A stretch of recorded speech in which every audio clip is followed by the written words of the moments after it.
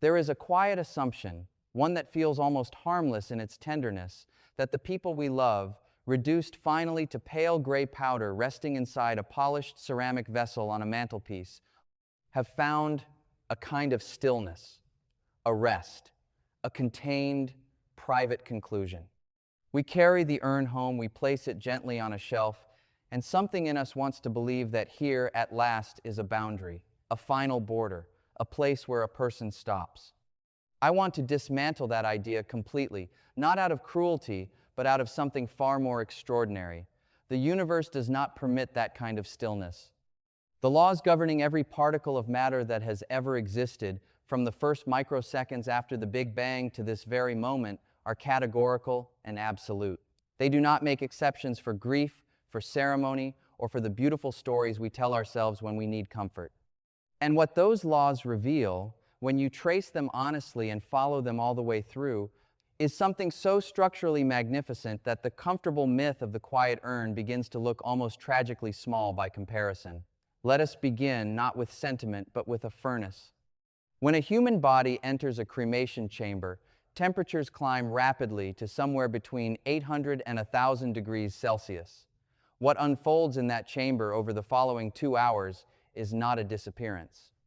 It is a phase transition of staggering physical complexity, a violent and elegant reorganization of matter that the universe has been performing since the first stars began to die. To understand it, consider a thought experiment of the kind physicists sometimes use to make the abstract suddenly, viscerally real. Imagine an exquisitely complex crystal sculpture, a structure of breathtaking microscopic precision containing billions of fragile, interlocking data drives, each one smaller than a cell, each one holding records of chemistry and architecture accumulated over decades. Now imagine dropping that sculpture, gently, into the heart of a miniature stellar core, a roaring, compressed knot of thermal energy so intense that no molecular bond within the sculpture can survive intact. The heat does not erase the sculpture into a void, it does something far more interesting. It causes every atom in that crystal to vibrate with such relentless, escalating kinetic fury that the electromagnetic forces holding the structure together, those tiny quantum mechanical springs, begin to stretch and then to snap, one after another, catastrophically, in a cascade of broken bonds that transforms the sculpture from a masterpiece of structured information into a howling, high-energy cloud of glowing atomic fragments. The specific architecture is gone. The information encoded in its geometry is permanently erased. But every atom that made up the sculpture still exists precisely with the same mass it carried before, now scattered outward by thermal pressure and caught on a vast planetary wind. That crystal sculpture is you. That miniature stellar core is the cremation furnace. And the physics of what happens next is one of the most profound stories the universe knows how to tell. To understand it properly, we need to begin with thermodynamics, with the fundamental physics of heat itself, because heat is not what it looks like from the outside. Heat is not a substance. It is not a fluid that flows into things and burns them from within. Heat is kinetic energy. It is motion, the frantic, chaotic vibration of atoms, and temperature is simply a measure of how violently those atoms are moving. At room temperature, the atoms in your body vibrate, but gently, constrained by the electromagnetic bonds that hold your molecules together.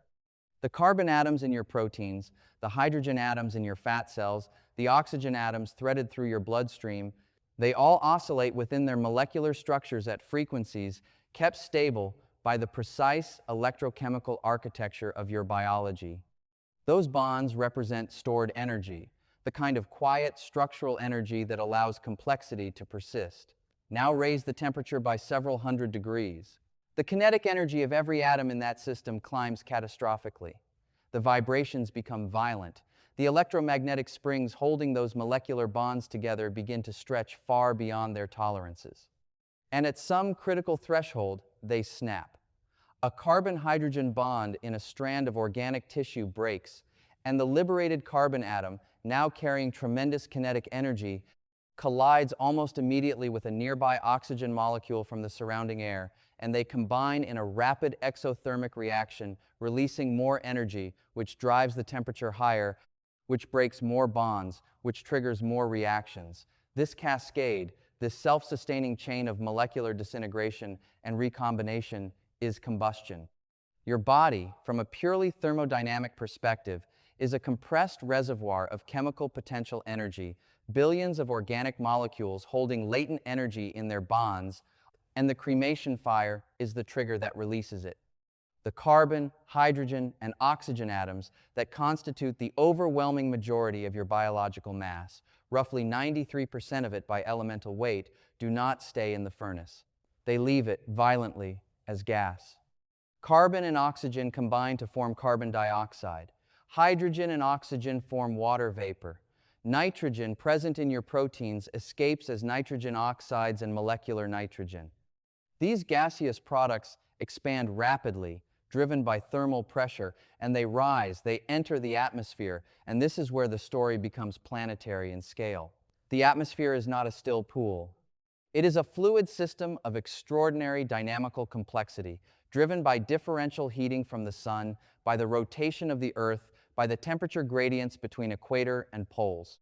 The gas molecules released from the cremation chamber enter this fluid system, and the physics of chaotic fluid distribution takes over. High-altitude jet streams move at speeds exceeding 200 kilometers per hour.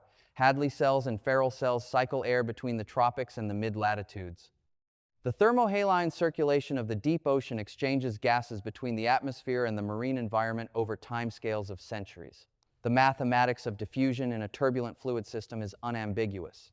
Given enough time, and in atmospheric terms enough time is not very long, molecules released at any single point on the surface of the Earth will distribute themselves across the entire planet. The carbon dioxide carrying your carbon atoms will be absorbed by forests in Brazil, by phytoplankton blooms in the Southern Ocean, by moss growing on stones in the Scottish Highlands. The water vapor carrying your hydrogen atoms will condense into rain and fall on mountain ranges in Nepal, on rice paddies in Vietnam, on the surface of the Arctic ice sheet. The law of conservation of mass is not a metaphor. It is not poetry. It is a precise mathematical statement about the behavior of matter, and it says, without ambiguity, that the atoms composing your biological structure cannot be destroyed. They can only be rearranged. Every carbon atom that once formed a strand of your DNA, every oxygen atom that once passed through your lungs, every hydrogen atom that once made up the water inside your cells, all of them persist. All of them are now moving. All of them are being integrated, absorbed, recombined into the living chemistry of the biosphere, into the wood of trees, into the shells of marine organisms, into the bodies of animals breathing air over the surface of a spinning planet. The idea that a person is a discrete, isolated physical object ends physically, chemically, mathematically with combustion. But not everything rises. And this is where the story deepens into something genuinely ancient. The bones resist. Bone is dense, mineralized tissue composed primarily of a crystalline compound called hydroxyapatite, a calcium phosphate mineral of considerable structural stability. Even at cremation temperatures, the organic collagen matrix binding the mineral crystal lattice burns away, but the mineral itself, the calcium and phosphorus scaffold, does not combust. It does not become gas. It survives the fire as a brittle, chalky, porous remnant. This remnant is processed into the fine powder we call cremated remains, what is placed in the urn.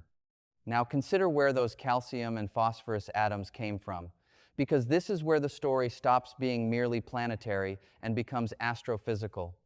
Calcium is not a light element.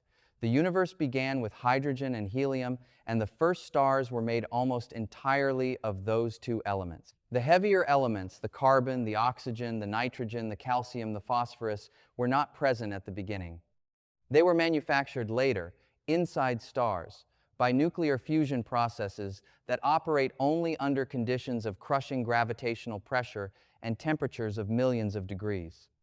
Calcium is produced specifically in the final violent stages of massive stellar evolution.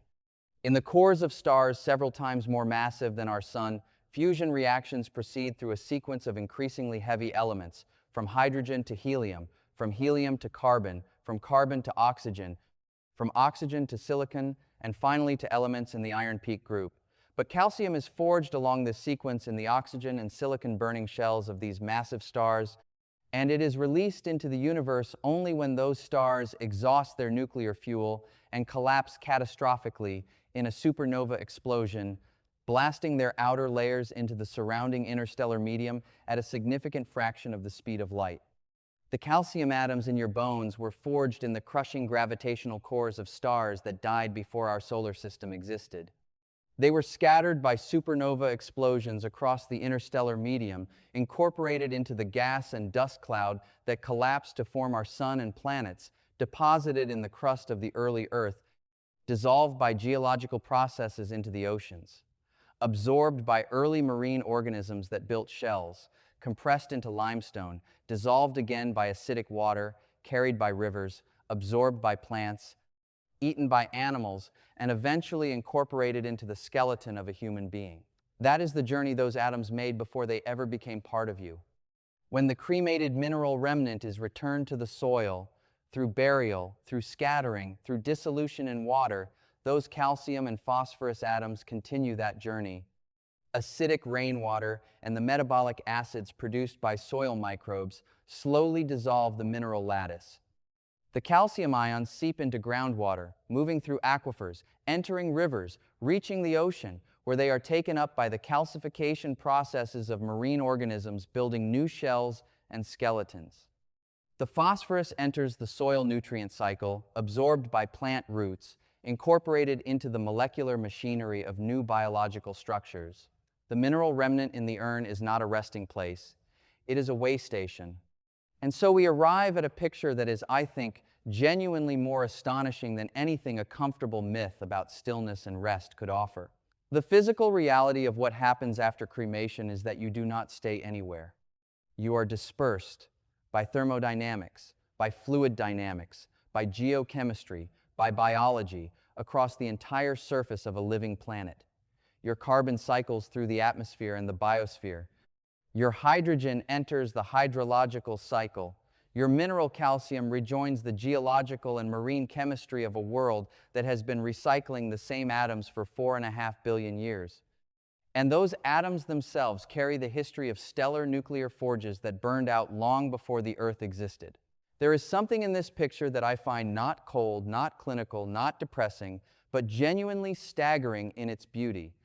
The strict mathematics of thermodynamics, the global fluid dynamics of atmospheric dispersal, the astrophysical history written into the heavy elements of our bones, these are not consolation prizes offered in place of something more comforting. They are the actual structure of reality. They are what the universe is doing, what it has always been doing, what it will continue doing long after every urn ever crafted has crumbled to dust itself. We are not objects that end.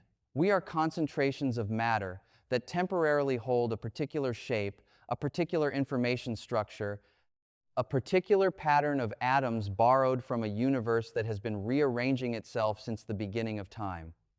The fire does not take something away, it releases something back. And what it releases back is not lost. It is simply no longer localized. The wonder available to us, when we follow the physics honestly and without flinching, is not smaller than the wonder available in any comforting story. It is enormously, structurally, cosmologically larger. The atoms that once thought these thoughts are not resting in a jar.